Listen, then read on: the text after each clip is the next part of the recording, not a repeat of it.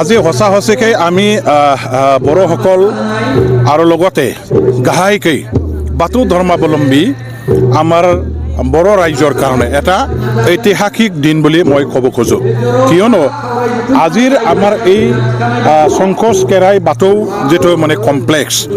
ইয়াৰ কাৰণে অসম চৰকাৰৰ পৰা আহি মাননীয় মুখ্যমন্ত্ৰী ডাঙৰীয়া দেৱে যিটো এই আমাৰ বাথৌ কেৰাই কমপ্লেক্সৰ উন্নয়নৰ কাৰণে 50 কোটি টকাৰ এটা মানে ডেভেলপমেণ্টৰ আঁচনি তেখেতে ঘোষণা কৰিলে, ইতিমধ্যে আধাৰশিলা স্থাপনো কৰিলে আৰু BTC চৰকাৰ অসম চৰকাৰ যৌথভাৱে মিলি পেলাই অনাগত দিনবিলাকত বাথৌ কেৰাই এই কমপ্লেক্সৰ যিটো আমাৰ সাজি উলিওৱাৰ কাৰণে আমাৰ পূজাস্থল আমাৰ উপাসনা স্থল এইটো ডেভেলপ কৰিবৰ কাৰণে সৌন্দৰ্যতা আনিবৰ কাৰণে এইটো ঐতিহাসিক এটা স্থান হিচাপে গঢ়ি তুলিবৰ কাৰণে ধৰ্মৰ এটা পবিত্ৰ স্থান হিচাপে গোটেই বিশ্বৰ মানুহবিলাকে আহি পেলাই ইয়াত যাতে পূজা উপাসনা কৰিবৰ কাৰণে সুবিধা হয়, এই গোটেই দিশটো চাই মেলি যৌথভাৱে অসম চৰকাৰ BTC চৰকাৰৰ পৰা কাম কৰিবৰ কাৰণে ডেভেলপ কৰিবৰ কাৰণে যিটো দায়িত্ব লোৱা হ'ব বুলি ঘোষণা কৰিলে, সেইটো আমাৰ কাৰণে অতিকৈ মানে সৌভাগ্যৰ কথা, অতিকৈ আনন্দৰ বিষয়। আমি যথেষ্ট উৎফুল্লিত হৈছোঁ। আমাৰ এই অঞ্চলৰ ডেভেলপমেণ্ট ইয়াৰ লগত জড়িত হৈ আছে। অসম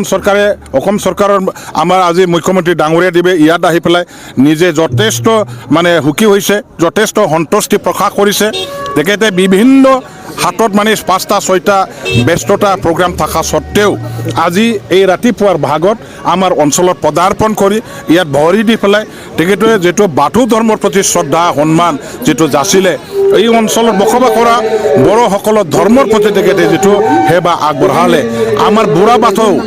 আমাৰ বাথৌশালীত যে সোমাই তেখেতে পূজা কৰিলে, আমাৰ কাৰণে সেইটো এটা খুব মানে ডাঙৰ বিষয়। আজি আমি ধন্য হৈছোঁ, আমি নিজকে ভাগ্যৱান মানে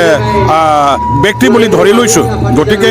আমাৰ ধৰ্মস্থানত আজি অসমৰ মুখ্যমন্ত্ৰী ডাঙৰীয়া দেৱে আহি পেলাই বুঢ়া বাথৌ সেৱা কৰাটো এইটো মামুলি বেপাৰ নহয়, এইটো মামুলি ঘটনা নহয়, এইটো এটা ঐতিহাসিক এটা ঘটনা। গতিকে আজি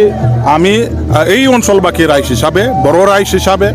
আৰু লগতে বাথৌ ধৰ্মাৱলম্বী মানুহ এজন হিচাপে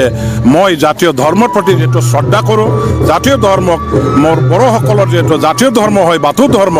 আমাৰ বড়োসকলৰ জাতীয় পৰিচয়, আমাৰ বড়োসকলৰ মানে সমাজ ব্যৱস্থা এই ধৰ্মৰ পৰাই মানে সৃষ্টি হৈছে।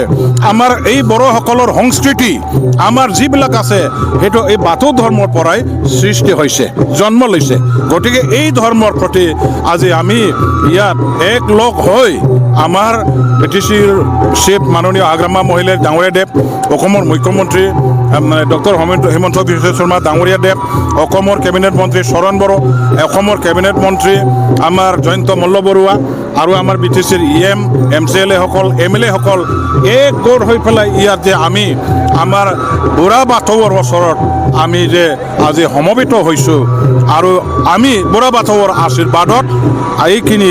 অসম চৰকাৰৰ সুদৃষ্টি আজি আমি আদায় কৰিব পাৰিছোঁ, সমৰ্থন আদায় কৰিব পাৰিছোঁ, একমাত্ৰ বুঢ়া বাথৌৰ আশীৰ্বাদৰ কাৰণে সম্ভৱ হৈছে বুলি মই ক'ব খোজোঁ।